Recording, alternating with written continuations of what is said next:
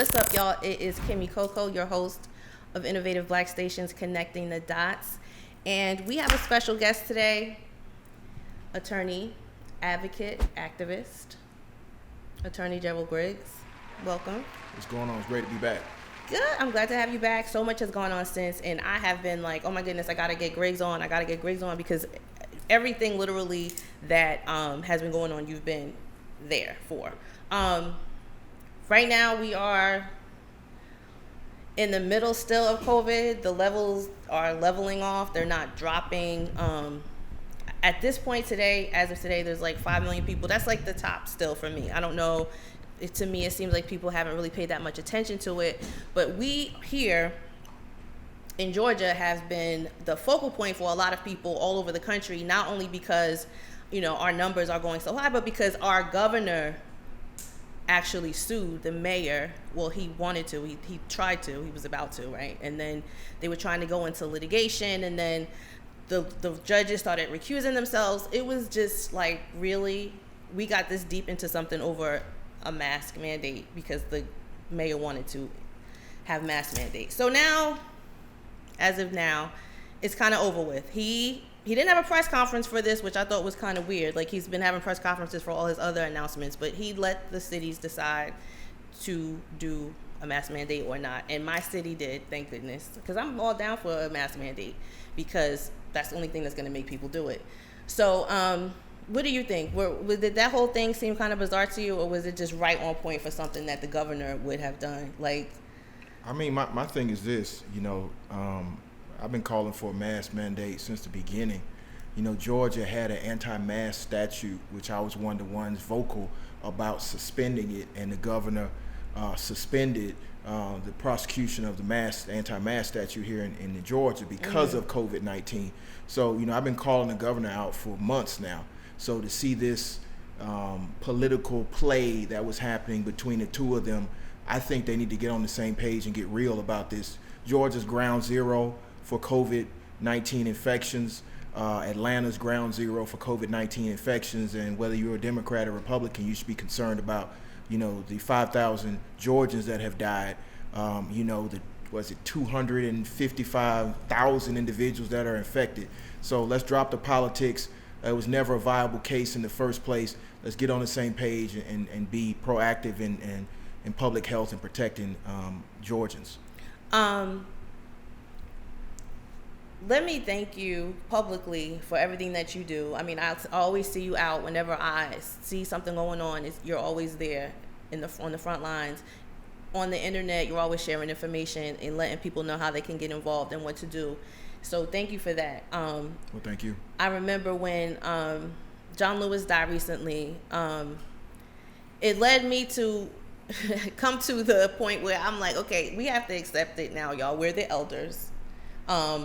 As much as we love and admire and adorn the ones that came before us because of all that they've done, you are one of the people that I can say is definitely continuing the work. So, again, thank you for that. So how did his passing affect you? I know you've met him several times.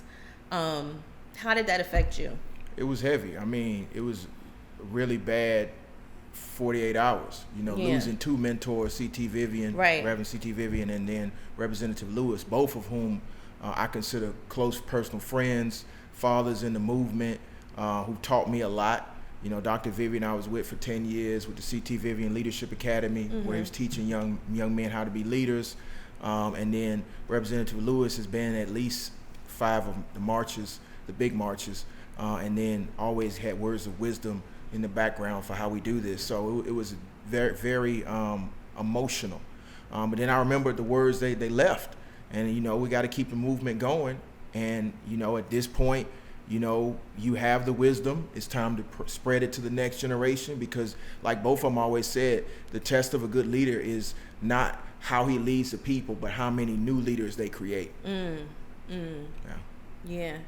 So I think that because Atlanta has so much civil rights soul, the spirits of so many civil rights leaders sprung up from this city, it's different protesting here. It gives you, it's like you feel something. Yeah. I mean, I've protested in Texas.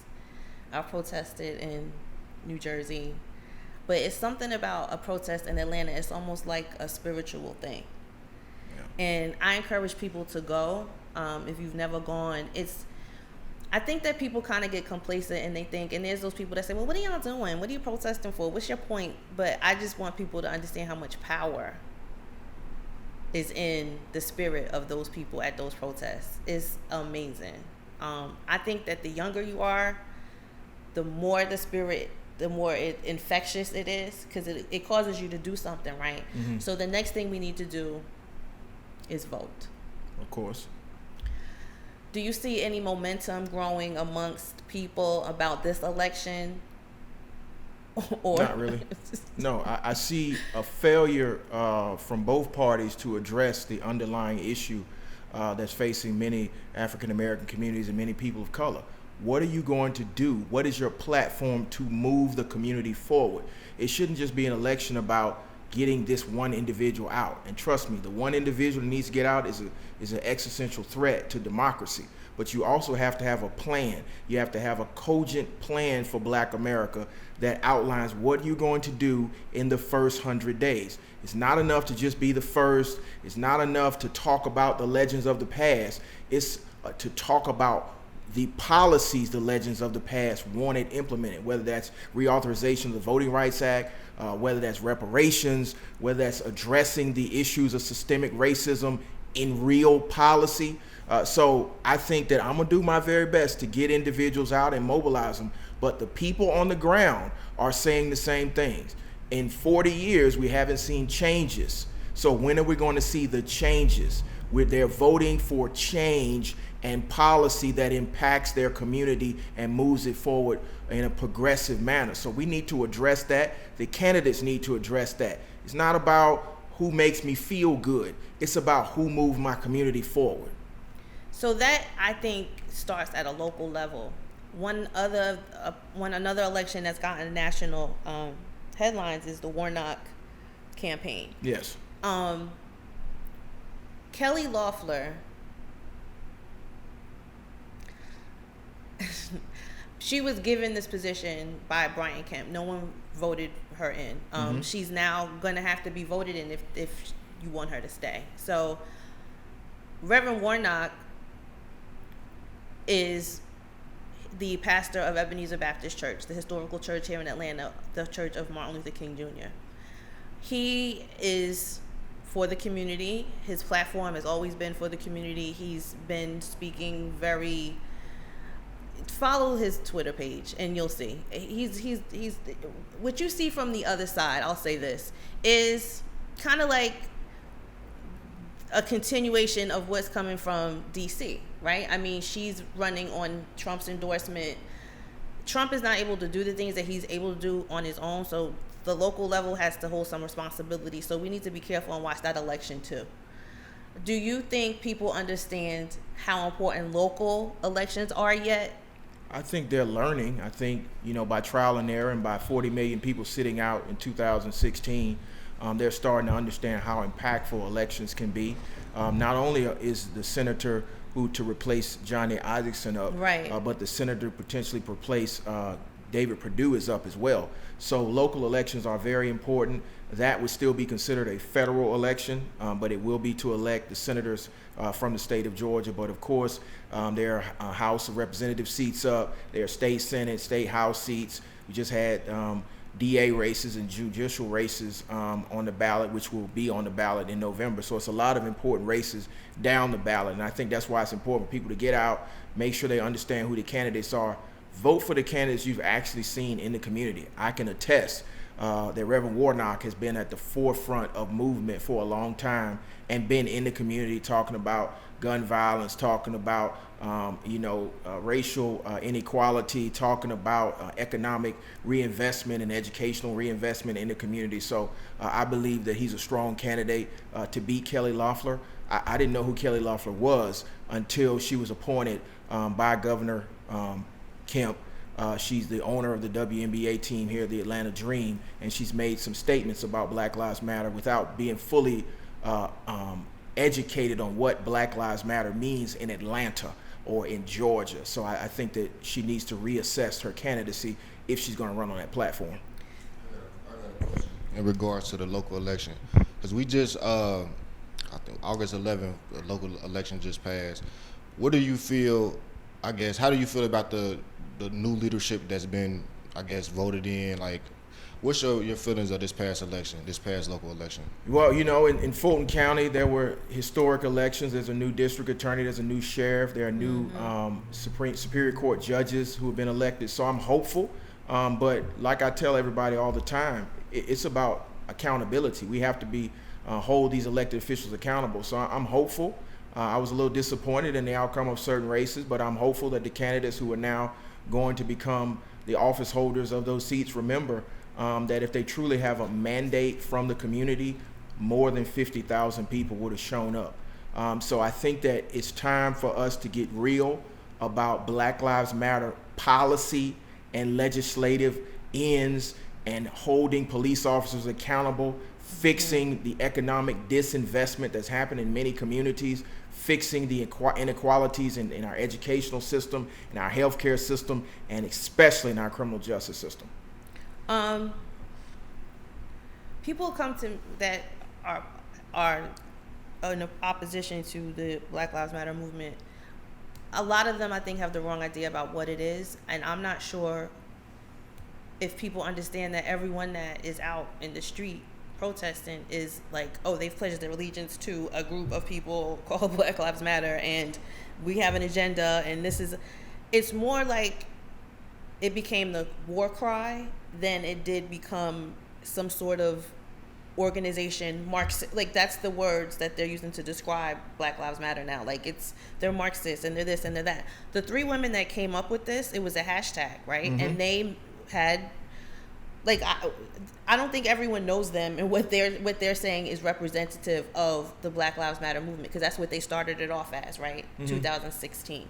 So I don't think that everybody that is out there saying Black Lives Matter is necessarily like, oh, I'm a part of this organization and this is what we have. Like, it's taken off a life of itself. Mm-hmm. And people like her that say stuff like that is trying to communicate to people that don't know or take the time to understand for themselves what Black Lives Matter is. And she's making it seem like, if you ever see people protesting, this is what they mean, this is what they're about, they're trying to do this, they're trying to do that. It's just another generalization of what Black Lives Matter is. And that's the message that Kelly Loeffler goes on Fox TV and tells people, and it's like they use scare tactics, like Black Lives Matter are these people, and they want to push some what does Trump call it, the something left, the radical left. Yeah. And they're just like, really.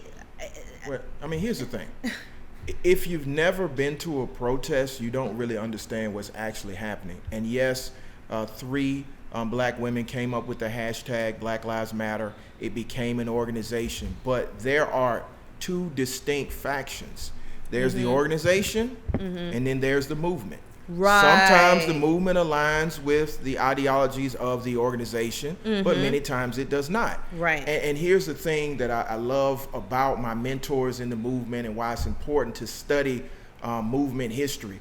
They tried to label another movement as communist or socialist before, and that was the civil rights movement. So I really don't care what the right says about something that they're not a part of. If you're not a part of the call for racial justice and the call for police accountability, you're probably going to label it anything other than what it is. So again, I would strongly encourage Ms. Loeffler to come out to a protest, to be a part of the people, and she will see that there are grandmothers out there, there are toddlers out there, there are individuals who've been the victim of state-sanctioned police violence, there are individuals who are just there because they were invited on social media, there are others that are there to get a full feeling of what it means to be a part of the new movement. Because like Reverend Vivian always told me, and like Reverend Lowry always told me, there's actually only one movement. It went from abolition to social justice. It's the same movement. So if you're calling us socialists, you're calling us the liberal left or whatever, radical left, thank you. You call Dr. King a communist too. So we're not worried about what labels you put on us. What we're worried about is the injustice that continues to happen, just like it happened in Gwinnett County just a few days ago. And that police officer was fired. Yes. In Gwinnett County, someone called the police because a 9-year-old girl said that someone threw a water bottle on her car. So the police showed up, took one side of the story, went on to somebody else's property, asked some questions, and then ended up tasing the wrong person. And it was just like he did not try to de-escalate it at all. It was just way too much. It was bad. And, you know, to me, like, come on, y'all. Y'all know that the way that these cops behave is out of control. Yeah. Like, how many videos do you need to see where if at least there needs to be some kind of training? Like, at least something needs to be done. Yeah. I mean, I think that the narratives that are pushed make the victims like the bad guy, because it plays into the mindset of people that say, oh, well, if the cops were there, obviously something went wrong. Like, of course, you know, the cops only show up when it's, you know, bad, and they always swoop in and save the day, and that's let's get some, not what happens all the time. You know, this is not an anti-police narrative. No. It's actually a pro-justice narrative. And as an attorney, I find it disheartening for people to believe that just because the police were called, that something must have happened. That's supposed to be determined in a courtroom. And that's what this whole movement is about. It's about getting the justice in a courtroom. So again, I don't believe everything that's in a police report. Why? Because for 16 years, I've been taking police reports apart, and I realize that the truth is somewhere between the lines. So for the individuals that want to get up here and be pro-law enforcement, listen, the law enforcement's not the law. They are just there to bring the alleged suspects to court so we can determine what justice really looks like and what the facts really are. That's my thing. I mean, even if the person is guilty, their sentence is not death by knee of cop in the middle of the street, period. And that's just the point that people are trying to drive home. It's like, now you see, now do you get it? And we need real conversations leading toward action leading toward policy. And, you know, and if people want their voices heard, this country was founded on that very same thing. This country was founded on a protest.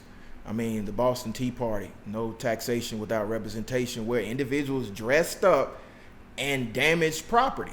That's actually what they did. They threw the tea in the water. Exactly. So for the individuals that keep on trying to push this narrative that they're angry protesters out there rioting in the streets and destroying property. First off, in Atlanta, that only slightly happened.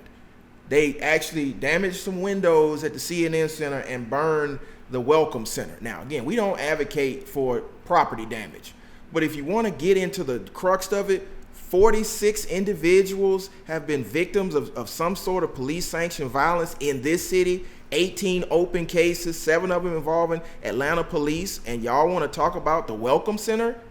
Really?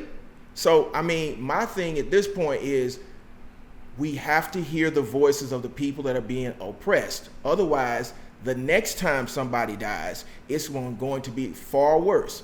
Again, what happened to Mr. Brooks, Rayshard Brooks, on the 15th day of the George Floyd protest put Atlanta in the crosshairs, because Atlanta had this narrative that it doesn't happen here, we don't have this problem, and then we all saw it on tape. And so that's why you saw individuals in the street.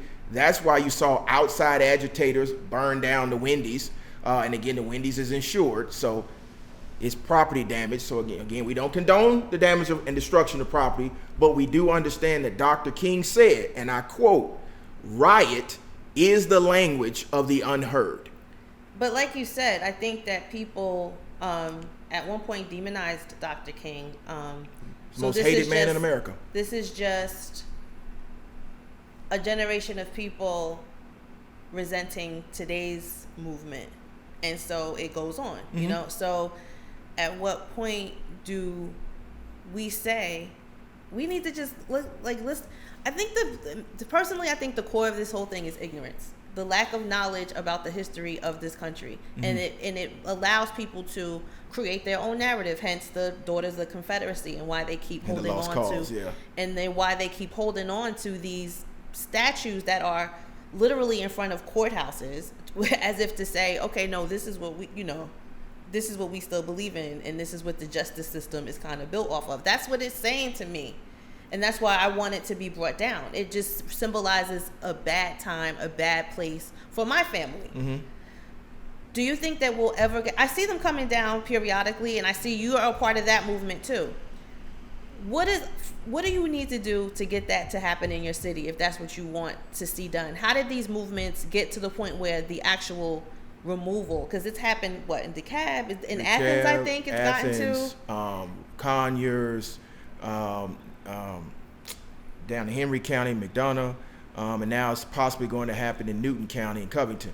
But if you want to get these objects removed, you got to go to your county commission or your city council and get them to vote on it. Yes, there's a law in Georgia that protects these monuments, but so far the governor hasn't enforced it, and I don't think he will. So go to your county commission, go to your city council, get them to vote to take down these objects. And the reason why we're focused on the objects is because they are the outward expression of the inward belief in white supremacy. So that's why they're in front of courthouses. That's why they're on public property. That's why it's on the world's largest celebration of the Confederacy, which is Stone Mountain. And it's important to remove the stain of white supremacy from the very root of this country, and we must rip out those monuments that resurrect and stamp that approval. So that's why we've been pushing. We've been pushing for 5 years to get the removal of all Confederate monuments in public spaces in Georgia, and now you're starting to see it happen in real time. But it took people elevating the call and then pushing elected officials, and that's why voting matters. Voting matters because you have to be able to have sustained pressure on these individuals to do the right thing. And that's why we still continue to call on the city of Atlanta. It needs to do more than change Confederate Avenue to United Avenue. It needs to remove all symbols of the Confederacy, which there are 15 or 16 statues in the city of Atlanta, in Fulton County right now. And of course, the biggest one is in DeKalb County, which is the monument at Stone Mountain. I mean, any reference to Civil War as it comes from any, municipality in Georgia, to me is insulting. Yeah. Whenever I go out to where my family is from in Wilkes County, any historical or we preserve this, like, to me it's like, what are you preserving? I mean, that whole antebellum period was, I mean, it's beautiful for you, but it's not good for me. So no, I don't care. You know what I'm saying? We sell it. Is it you can't sell it because it's historical? Some of the plantation homes are there. They preserve them. They preserve the plantation where my family worked. They preserve the slave quarters where probably someone in my family was enslaved. And they have a tree, and well, the tree died. Go figure. Mm-hmm. The tree in the middle of when they had Wednesday off, and Wednesday was when they convicted the people and hung them from the tree. Mm-hmm. All of this is in front of the now Confederate statue. So I just want people to understand, like, you can't blame us. When John Lewis died, I went to the state capitol to see him lie in state, and the hallways of that building and those portraits and it's like that is it's spooky in there. Yeah. And as a lawyer, I mean, I would just be so creeped out, like going in there to argue or litigate or see something get signed. Or I think more Black people should get involved and go in there and actually go through the hallways and see and kind of learn about the history of those people. Yeah. I mean, the crazy thing about the Capitol is there's only one portrait of an African American, and there's only one portrait of an indigenous individual in the Capitol. So it's Dr. King, and then I believe it's the Creek Indian is in the governor's office. But other than that, it's old white men. But they also have a Jewish. Thank you. Oh, sorry. Oh no, that was for you, I guess. Oh. Okay. They also have a Holocaust.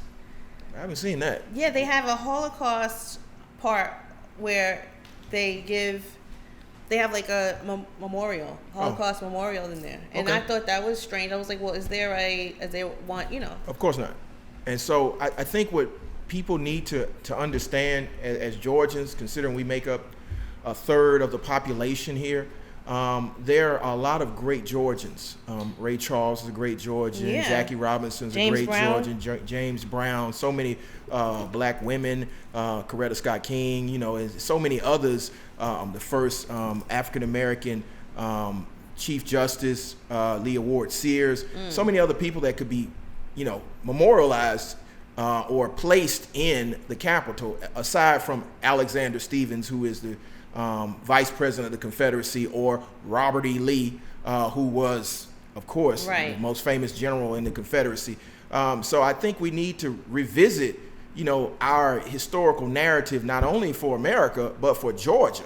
Do you think that we'll ever get rid of Stone Mountain? Of course we will. I believe in my lifetime the mountain's coming down, because I didn't believe that they would remove the Confederate monument that was in Decatur. I definitely didn't believe they removed the one in Newton County. I mean, not Newton County, in Henry County, and so many others. So I think so. I just think people need to understand that it takes sustained pressure to make these things happen. The Montgomery bus boycott, 382 days, and it took a lawsuit to take it down. So we just have to make sure we use the tools that our ancestors left us. And that's just to piggyback off you said the Montgomery bus boycott. Mm-hmm. I've been seeing, I don't know if it's because of the shutdown in the world, but like Kim mentioned earlier, I respect what you're doing, being on the front lines, and I feel like this movement is. I was talking to Jared earlier. I feel like this movement is probably the strongest I've seen. It definitely is, because you guys are still out there protesting. Just a couple of weeks ago, y'all went up to Louisville. Y'all had a bus ride to Louisville, for Breonna Taylor to follow up on that case. And I just feel like a lot of people are aware right now. What do you feel like this has been effective? This protest has been effective? Oh, definitely. Has it been the most effective that you've seen since it's the most effective in our lifetime. I mean, this particular movement has changed laws. It's fired and held accountable officers. It's gotten officers convicted. It's woken up the entire community. I mean, we see Black Lives Matter on an NBA court. Yeah. So it's not going away. And what people need to understand is we have the narrative. We're not letting go of the narrative. We really don't care what you say on Fox News. We don't watch Fox News. Okay. We watch our phones, and we make sure that we control what's being said about us and what the focus and narrative of this movement is. No one's going to co-opt this movement. And so what you need to understand is when a legend like John Lewis passes, and his last breath, he said he was proud of the young people in the streets. His last public appearance was at the mural in Washington for Black Lives Matter. And he told us, when you see something wrong, you need to get in the way. You need to find some necessary trouble. We're going to get in some necessary good trouble, and that means we're going to probably be marching through highways. We're probably going to shut some stuff down. We're probably going to vote some people out, and we're going to get the agenda placed on the menu. It's not enough to be at the table anymore. We're not satisfied with being at the table. We want to be on the menu with our agenda. Otherwise, we're going to build our own table. So that is another great point. Where do we start at building our own table? Where's the representation? I'm all for having an agenda, when I'm kind of just like, why did we wait till 80 days before the election to be like... Who said we waited 80 days? And that's what I was about to say. I think the problem is that question right there, not just you asking, I think we always asking that question instead of... I think we built foundations. We built the foundation over these years, but we keep building this foundation, then we're going to go to the next yard, like the grass is green on the other side. I think we got to just build this foundation and continue to build on it. So when I say we, of course not we, anybody in this room, because we talk about this stuff all the time, and you are active in it. When I say we, I mean the buzz, the media, the celebrity. Why is it now that you see so many celebrities or people, the blue checks, I call them the blue checks, like, oh no, we need a black agenda. Like, we do. We've been asking y'all why are we always arguing about who's the best athlete? Why aren't we nominating somebody in our community to be the face, to be the head, or to be the spokesperson? I think that might be the problem, that we are. We are that. We're looking for a head. Like, instead of just being it in your daily life, in your own life. Like, well, no, let's we just be it definitely because are. just like we got connecting the dots. But Griggs is still doing what he's doing. We come together and it's just like we just making the voice larger. And that's why it's important to study history. There is a gentleman by the name of Fred Gray who was the attorney for the Civil Rights Movement. He wrote a beautiful book called Bus Ride to Freedom, where they lay out the blueprint. And in laying out the blueprint, they made certain determinations of who was going to be the spokesperson, who was going to do the field work, and who was going to be the individuals that built the structure. We can rebuild all of that. So when we start seeing entertainers be the face or the voice, entertainers have never been the face, never been the voice. I appreciate them using their influence, but you don't come up with the plan because you never have.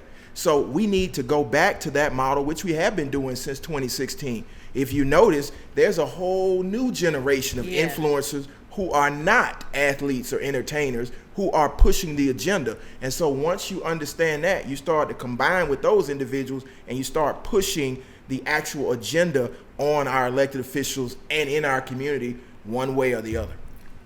Oh, and can I just ask you guys a question real quick? Sure. So I know we talking about things that just impact our community in particular. And so Attorney Griggs, I just wanted to ask you, do you think when it comes to kind of the legalese and mainstream media, when it comes to us in particular, they tend to use terms such as minorities or, people of color, kind of these vague terms. Do you feel like with situations that impact us, directly, do you feel like terms like that can be kind of misleading and deceptive? I think we need to be intentional. We need to be intentional in our demands.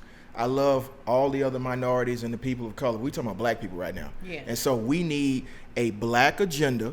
We need black economic system that flows into our community so we can rebuild our community. And we need justice that's centered on the repair of black people. And so I think the media is intentional in that to shift the conversation because America does not want to have this conversation. But I think we also need to understand, and this is what I repeatedly get online, a reminder. We're on the World Wide Web. On the World Wide Web, we are not a minority. Okay? We are the majority. Black folks, people of color, the actual people that are called minorities. We are not the minority. We are the majority. So we need to have that conversation with our brothers and sisters on the continent of Africa and understand our brothers and sisters that are in the Caribbean. We are a part of the African diaspora.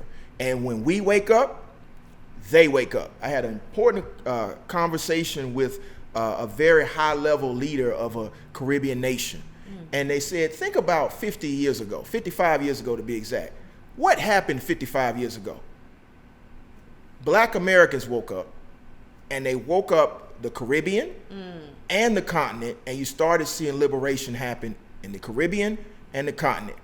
We waiting on y'all to do the same thing.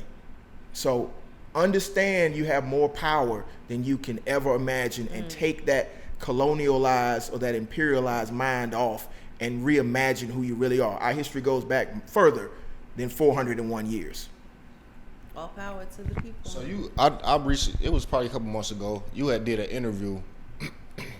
It was with the white guy in Charles Barkley. That was actually 3 years ago. Oh, that was 3 years ago? Yeah. Richard I just Spencer. wanna know, like, cause he was, I want to say ignorant, but he was very bold in what he was saying. You know, he made some claims that basically saying that his race is superior, not in those words, but he made it seem like that. Yeah. How do you feel like, not necessarily convinced, but how do we convince those people, or how do we get on board with those type of people with that mindset to make change? I wasn't trying to convince Richard Spencer of anything. I wanted the world to see what he really believed. He sits here and says that he is a patriot, but he does not believe in American values, life, liberty, and the pursuit of happiness. Those are the most basic and fundamental values of the founders of this country. And that's all that black people have been asking for 401 years. So I wanted to put him on display for the entire world to see the politics that he's spewing is just oppression and white supremacy. So tell people who he is, Richard Spencer. Richard Spencer is the originator of the term the alt-right. He is the one that is the new face of white nationalism. And so I wanted to have a conversation with this individual to show him two things. One, that black folks are not afraid of you. And two, we are intellectually superior than you. With Richard to get on these platforms and to spew this hate, but not speak directly to an African-American man or African-American person is disrespectful. So when you in my face, say it to my face. When he said it to my face, I told him the truth about what he's afraid of. You're not afraid of anything other than your species going extinct. And what we're trying to say is we're not going to stand for any more oppression. Our ancestors didn't stand for it. We won't stand for it. Richard needs to speak to his base and make them understand that we're going to get the piece of the pie that was promised to us. We're not taking their pie away. It's the pie that was promised to us. We want what our ancestors have been fighting for hundreds of years. Do you think he got that message? I think afterwards he did. After the conversation, because that's what I'm saying. Like, do you feel like that conversation was effective? It Because was- I feel like it's a lot of people that think it like was him. definitely effective. I mean, 40 million people have seen that conversation. Right. And now black people are starting to understand this is how you stand up for yourself. Just like the conversation I had with Chris Hill. Chris Hill is the leader of the Georgia 3%ers. Now, those are the individuals who, if we want to be afraid of anybody, it's actually them. Richard is an intellectual. He's a bunch of talk. The 3%ers are white nationalists, militia who believe in the armed defense of this country. And what we wanted to have a conversation with them is this. We built this country. So we're going to defend this country just like you are going to defend this country.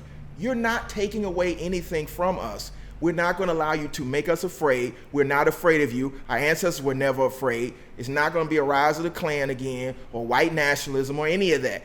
You need to realize we're going to take your monuments down.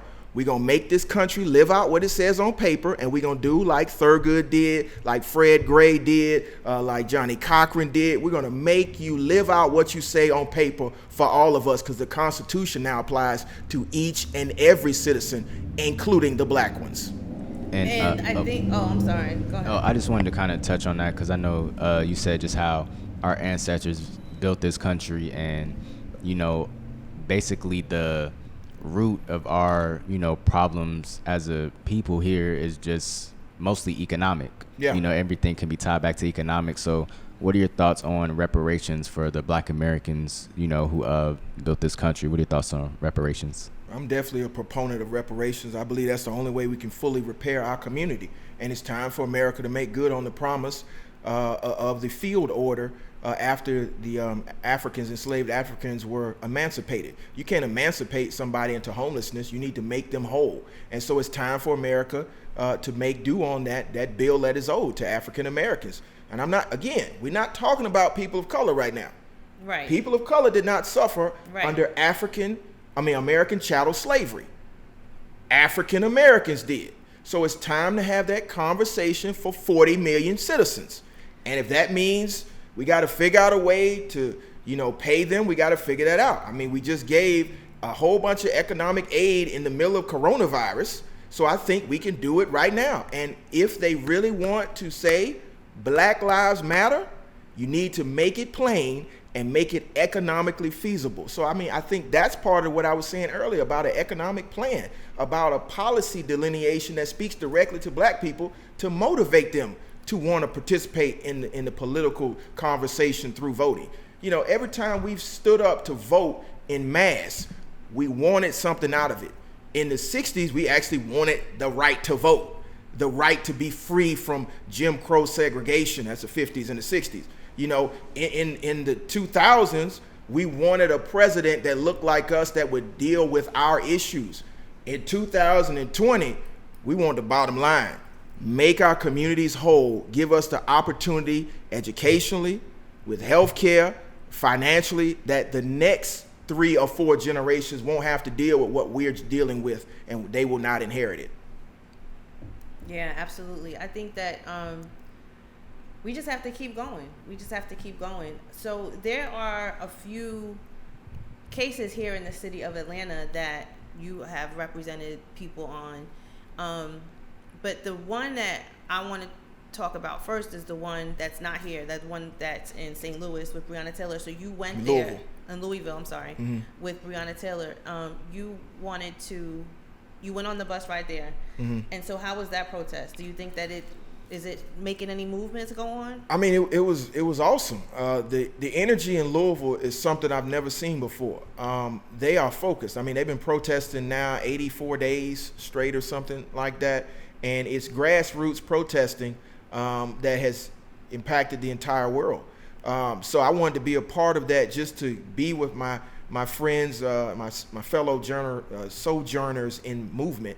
So I went up there on the bus ride for freedom, the freedom rides, and it was awesome. It was an awesome experience. I wanted to go, and I think it's pretty awesome that you guys made people get tested for COVID before they got on the bus. That was really, I was like, oh my God, that's just perfect. Like, I wanted to go, but I couldn't because I had to work. But I think that we still don't have any information. We're no closer than we were 150 days ago to getting anything. I think one of the cops got fired. Yeah. Which is why we're going back. So what about here in Atlanta? Now that there's a new DA, do you think that we'll be any closer to getting any of the ones that are open here in Atlanta solved? I'm sure we're going to be closer, because we're going to apply the same level of pressure and the same level of protest to the new DA that we were applying to the old DA.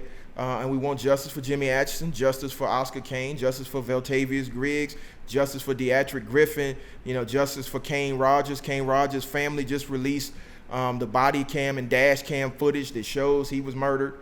So I think that, with this new election, come January the 3rd or 4th or whenever the new DA is sworn in, she needs to deal with these cases, starting with Rayshard Brooks.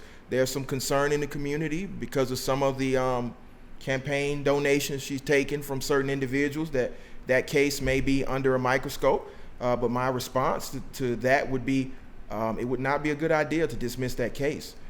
People have been marching and protesting since 2015 actually, in Atlanta, about police violence and police accountability. And so with the new platform, she's promised a different, take on this. The take needs to be more aggressive. We need to hold these police officers accountable that violate the public trust, and then we can do all the other things that she put in her platform. I really, really hope that we start from now with the 2022 election, because I think that the governor is making decisions that are... I'm not really worried about the 2022 election, because the governor only won by 50,000 votes. And so in the 2020 election, we're going to register enough people and keep them motivated through 2021 and 2022 that Brian Kemp, we're coming for your seat. Please believe it, because when I tell you I can't stand it, it just drives me crazy just knowing what was behind that. My memories pop up on Facebook and I see some of the old news clips. I make sure to share news clips. And around this time, about a couple years ago, is when a magazine they put out a report showing that the election machines had been hacked, and Kennesaw State University were the ones that were hacked because they were supposed to be responsible for some part of the election or whatever, and their machines were hacked. And when the FBI told Brian Kemp that that's what was going on, he chose not to investigate it. And that was it for me. Like, that started the whole, I'm like, what's up with this guy? And then the way the COVID is being handled, I'm not feeling any of it. Well, as somebody who's been to his house 4 times now, been to his office 3 times, and he refuses to meet with the citizens. His office is still locked. The governor's mansion is still closed, and COVID is killing Georgians at a phenomenal, just despicable rate. 5,000 Georgians, 225,000 infections. When we told you when it first happened that it was real, and you still didn't understand that asymptomatic individuals could pass the virus. That's what he said. He said he didn't know it was airborne. You've already proven that you don't deserve to be the governor of this state. So just continue to write op-eds in the AJC while we register voters. We're going to turn out for the 2020 election. We're going to turn out for the 2021 election, and we're going to turn out in 2022. I guess right now, is it a candidate to start looking into, for that 2022 I mean, election? my hope is that Stacey Abrams will run again. There are a lot of very good candidates. Sally Yates may run. Teresa Tomlinson may run. Who knows? Some other people might come off the sidelines. You never know. We was talking about this because I noticed all the people you named were women.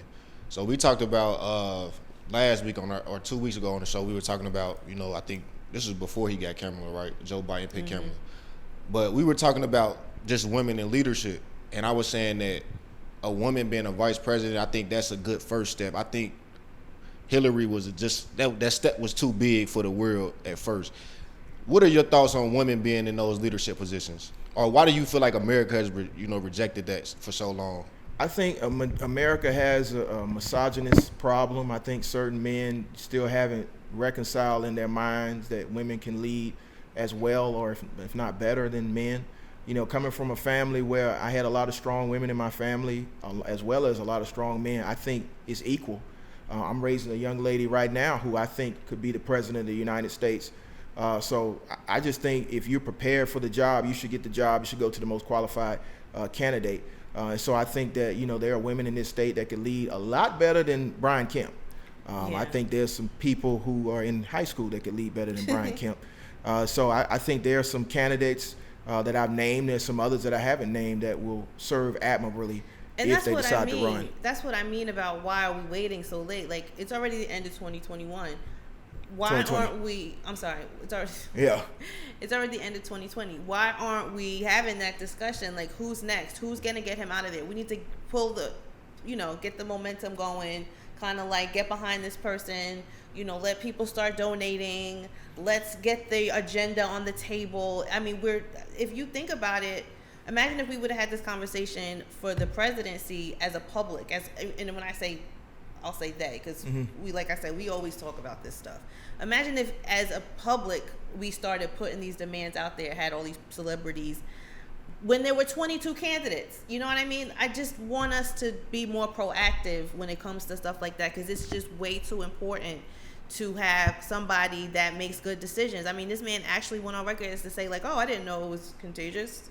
And and the first thing he did before he said he didn't know it was contagious is he let people from some cruise ship come here to stay until they figured out what to do with them. And then when they got tired, not even in the 14-day window, it's like when they were ready to go, they were getting, Kelly Loeffler had her private jet go picking people up and taking them home thinking that they were doing a good thing. Like, no. Yeah. No, we don't know enough about this thing to have these people just out here in the street.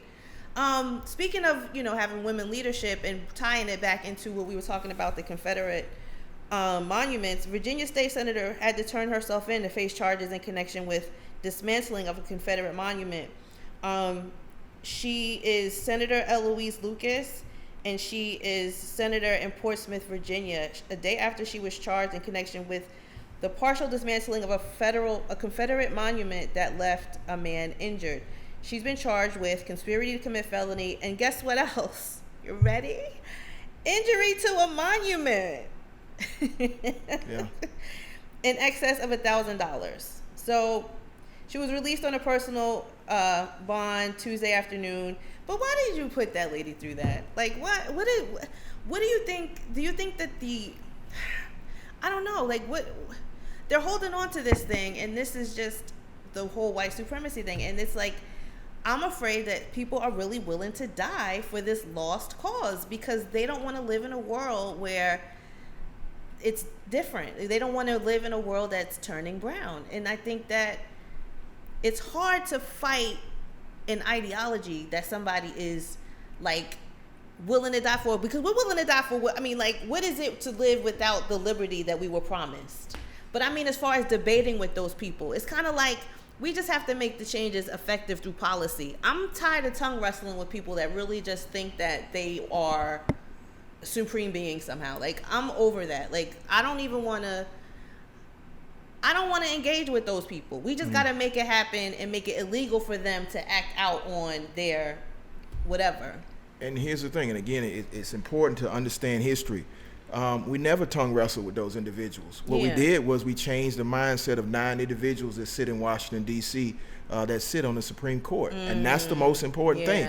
So we have to realize that we are fighting against the same spirit that has been in this country for 401 years. Right. And that's why we have to use the same tactics that our foreparents did and won. And so for all the people that say in 401 years nothing's changed, why y'all still marching, why y'all still protesting, the fact that we've gone from property to people, to people that are able to lead the most powerful country in the world has shown a steady progression. It's just certain people forgot the tools that got us there and put the tools down. We have to realize there's counter programming that's going on. We have to be able to evaluate that counter programming that's telling us to be one way as opposed to another. Once you start studying history and you start understanding that the same arguments that were made in the 1850s and the 1950s are the same arguments that are being made right now, and we have to make sure we pick up the old playbook, dust it off, put some new players in at quarterback, wide receiver, running back, defense, and we can still run the same championship play scheme and win dynastic championships. So, perfect example. This is not the first time that they have charged individuals for standing up against unjust laws. They indicted Dr. Caine, they indicted Fred Gray, they indicted Joanne Robinson. These are all the leaders of the Montgomery Improvement Association that led the bus boycott. So they indicted them and charged them with serious felonies because of the organization that the bus boycott that took down segregation in Montgomery. They'll do the same thing right now. But they had lawyers that fought back. They had lawyers that fought it all the way up, and ultimately they succeeded. We can do the same thing that they did in desegregation with police accountability. We just need to know what the tools are to make those changes. Why? I want us to have more lawyers. That's what I'm trying to do. I want us to have more lawyers because Ben Crump cannot represent everybody. No, he can't. I just don't get that. We need more lawyers. And you are here in Atlanta what I want to see more people of in their local community. I think that's what I mean by, like, stop wasting your energy going back and forth with these people. Like, they were raised to believe this. Yeah. Feel sorry for them. They're ignorant. They don't know any better. Focus your energy, and if you're just like, okay, I can't be bothered, give them $10, $20, $30 a week, a month. Like, you can be a financier of the movement. Yes, you can. And I think what people need to understand is there's a reason why they only want to show one or two. There are more than one Thurgood out here. Thurgood, yes, he was phenomenal. He was one. But he was created by Charles Hamilton Houston at the Howard Law School. There's still a Howard Law School. Yeah. There are thousands upon thousands of African-American lawyers being newly minted every single year. We have to elevate the platform so those individuals are seen. So now we have legions of lawyers around the country that are fighting to change these laws. Yeah. That's one of the reasons why I came to the forefront, so I could train another legion of lawyers to do this work so that when I'm no longer here, there's somebody else that picks up the ball. I think that's where we dropped the ball. Listen, yes, some people are exceptional. Some people are special. But just like there was a Dr. J, and then a Michael Jordan, and then a Kobe, and then a LeBron, there's going to be another LeBron. We need to make sure in the legal field that we're training these individuals so that when one lawyer goes down, we can plug 3 or 4 more in. Right, yeah, that's what we need to do, and that's what I mean, like, be proactive. We need to be getting the momentum behind somebody, the new people that are going to come into these political offices and, you know, take over. Exactly. So also we're representing one of the families. I don't know if you still represent one of the families that was involved in the R. Kelly case. I do. New things have come out of that case. New things that I've already said that were going to happen. New indictments that are happening for individuals who were the enablers around Mr. Kelly, people who were making threats and trying to bribe individuals to not speak, were unsealed. So Don Russell has been arrested, as well as some other individuals have been arrested and have been federally charged. And those are his cohorts? Don Russell was one of his managers. So stay on the lookout. There's a trial that should be happening in October. The one that was supposed to be in September has been delayed, but we fully expect that justice will prevail in that case. This has been a long thing with him. Is he still in jail? Yeah, he's still in jail.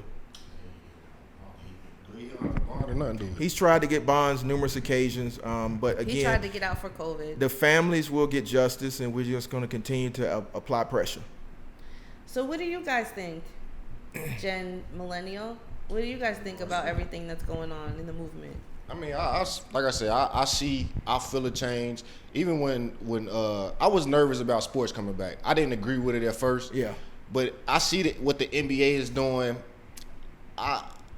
It brings awareness. My thing is, like I've always been, like, how do we capitalize off of this? And capitalize usually has to do with money, but how do we capitalize off of all this energy we got? It has to shift from the marching to the voting. I think that's what I meant in the beginning. Like, okay, now it's time to vote. Like, how do we take that momentum into the voting booth? And that's I agree, but said. I mean, I guess it goes down because I understand voting, but it's like when you put in a position to vote for some bullshit, like. So I guess we can capitalize by putting the right people in place. Yeah, I think we have to, like you said, we have to raise a new generation of politicians. The old politics, it just doesn't work because, again, for the opposition to raise the argument, nothing has changed in 40 years, you really have to start thinking like, well, they might have a point there. So now when you got politicians, right. When you got politicians that have 72 days before a major election, you start asking the question, what are you going to do that's different? Drop the rhetoric. I need specific point by point. What are you going to do? Is it going to be $100 million, $200 million that goes into a pot to rebuild the African-American community that we can put aside and you make sure that happens? Then you give people something to vote for. I used to go out there and say, hey, vote because your ancestors died. Yes, our ancestors died. They were beaten on the bridge. I've seen some of my friends beaten on the bridge. So when I say vote is vote because my friend was beaten on the bridge for trying to get a package together that would stop police brutality and that would reinvest in our community. So the first candidate that talks about that, go vote for that candidate. So I guess the better question is, how do we hold these people accountable? Because as we saw, let's take the Washington football team situation. Mm-hmm. When FedEx said they was taking that money, they made a change. So if these candidates get in there, we got these points. Yeah.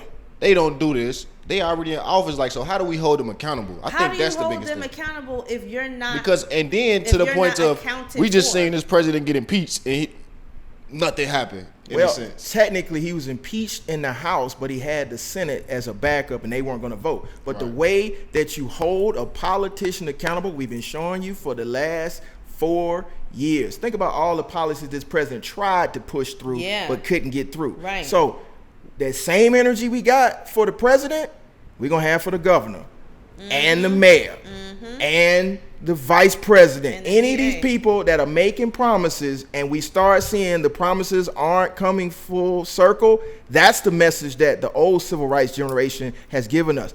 What we did was we showed up to vote every 2 to 4 years and didn't do anything else. We got to start showing up all the time, like they showing up at people's houses, like they showing up at the city council meeting, like they showing up at the town halls. Hey, you said you were going to do X, Y, and Z. You not doing X, Y, and Z, so it's going to be real uncomfortable for you until you start doing it.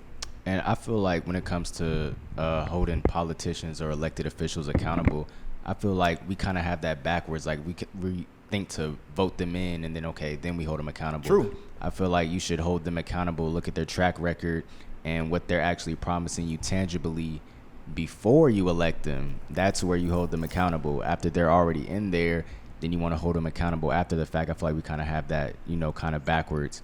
And also, I believe I had another point. It kind of eludes me right now. I agree with you. I think accountability is pre-election and post-election, so they never get fully comfortable in, okay, well, I lied to them and told them this stuff. I didn't have any intention of doing it, and so now they're gonna go back and be quiet. No, that's not how this works.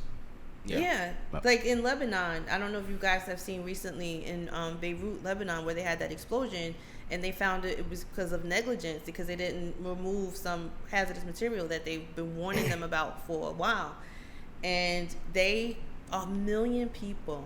You should have seen it. 1 million people protested. You know what happened? The entire government resigned.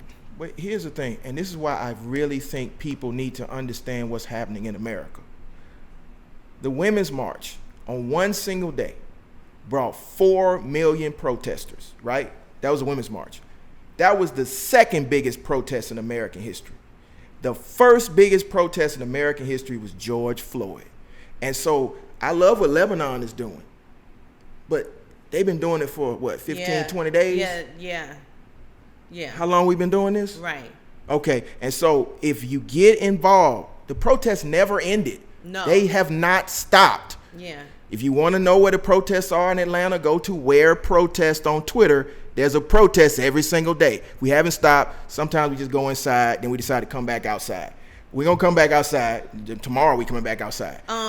So because you were at the governor's mansion. Yeah, we was at the governor's mansion. So what people need to understand is this is a movement, and you have to be involved in the movement and make sure that we get accountability and results. And it's important because we do not want to pass the conditions that this generation and the one beneath me are feeling to the next generation. And so we got to get out in the streets. We got to protest. We got to hold people accountable.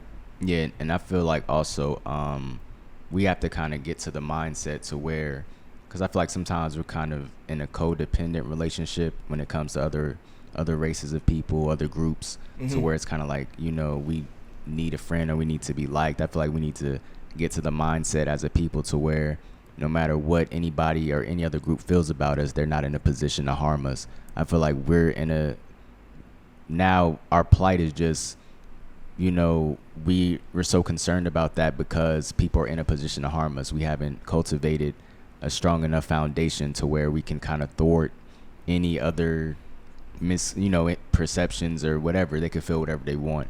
Yeah, we got to stop caring how people perceive us. And I think after seeing 8 minutes and 46 seconds, I think a large majority of the black community stopped caring. Because we saw a man beg for his mother. And that touched me to my soul. Yeah. So I didn't care what nobody else thought. If it was just going to be me outside by myself with a sign, I was going to be outside by myself with a sign. When I walked outside, it wasn't just me outside with the sign. Yeah. But I'm just saying that's what we got to get to. And we got to realize every other community does this. Every other community, they don't let injustice just happen. They pull up. So we got to pull up. Yeah, I think so too. I think everyone has their one, right? Mine was Sandra Bland. Yeah. Like I was like, oh, I don't care if, this is ridiculous. So everybody find one thing that you're passionate about, and this is what your homework is for next week. Find one thing that you're passionate about, one part of the movement in particular, one thing, and either donate time or money to it this week. Let's try to get that done. And if you think somebody is, hey, this person will make a good candidate, like we should get behind them, let us know. Hit us up. We could discuss it. We'll have them on the show. We want to get things done. We're all about results here. We're going to wrap it up. I just want to thank Attorney Griggs again for coming. Thank you for having me. You have an open invitation. We need a part 2, because I always feel like whenever you leave, I'm like, oh, I forgot to ask him this. And I'm like, oh, he needs to come back. And then I have to try to get on your schedule because you have so much going on. Yeah. So we're going to open it up and have an open invitation for part 2. Okay. Because I definitely know I forgot something. Can you think of anything that I forgot? All right, we'll wrap it up. So thank you guys for watching. Attorney Griggs, tell people where they can follow you. You can follow me on all social media at Attorney Griggs on all platforms or under the hashtag Justice Fighter. And he'll answer you back too. Yes. And if you, go ahead. Oh, I guess the last thing, because I know you pushing for the Caine Rogers case. Like, where can people support that at? Oh man, go to the hashtag Caine Rogers or go to Justice for Caine. We just, like I said, released the dash cam footage. So we're really pushing for the conviction of Officer James Burns. So go to Justice for Caine on all platforms. Also, you can follow us because usually I'll put it either in the stories or on our page on Instagram or on my Twitter, something from Attorney Griggs that I think more people should be made aware of. So follow us on our platforms too. Connecting the Dots is on Instagram. If you follow us, we need a Twitter. I'm going to do a Twitter, I promise. But right now, you can also like us on Facebook, Connecting the Dots. And also, please subscribe to Innovative Black Station's YouTube channel. And we would love to hear your feedback. All right, thanks. Peace.